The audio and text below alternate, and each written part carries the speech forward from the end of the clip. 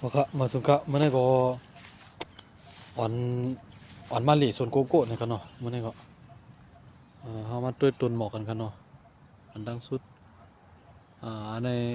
ในเปิ้นห้องหมอกก็ยังฮู้กันเนาะคาดำฮู้จักกันนะกำในเฮาขามาด้วยต้นโกโก้เนี่ยกันเนาะอันนี้ที่เป็นอันนี้เป็นหมากมันค่ะหมากมันกันเนาะ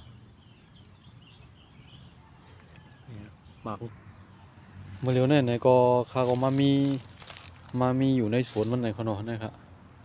อันนี้เป็นสวนโกโก้เนี่ยเขาเนาะนะครับอันนี้สุกเอาเนี่ยเขาเนาะ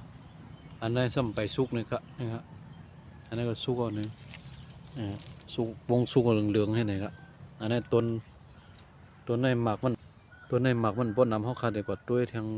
ต่างต้นอ๋อได้หมากทวนเอาบะ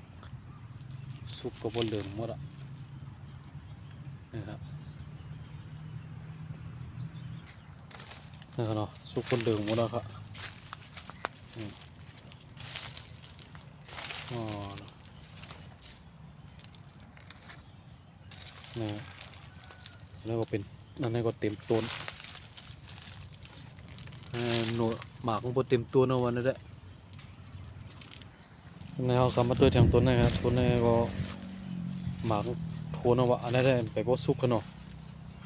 อันนี้ไปสุกอะนะ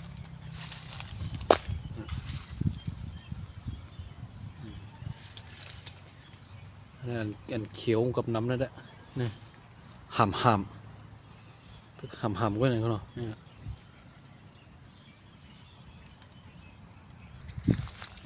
อันนี้ก็โทนเอาวะหมากเต็มต้นเขาเนาะ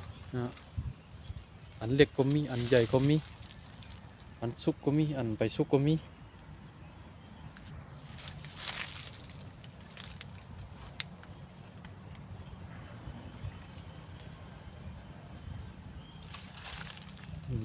ได้สุกดีนะครับในเหลืองๆเลยครับนะพวงเหลืองๆให้สุกดีนะวะนี่ครับอันนี้เป็นส่วนโกโก้หลายๆนะครับเป็นต้นหลายนะ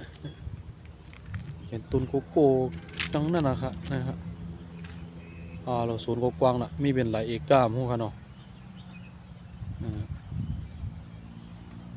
โทนเอาวะพอข้ามาสู่ข้ามีกันได้ไว้กันเนาะวันหลังต้องไปมาทบกันแทงกันเนาะ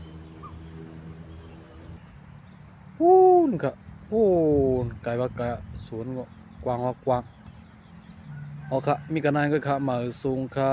อย่าลืมกดไลค์กดแชร์บันค่ะเนาะอย่าลืมกดติดตามบันค่ะมาสูงค่ะ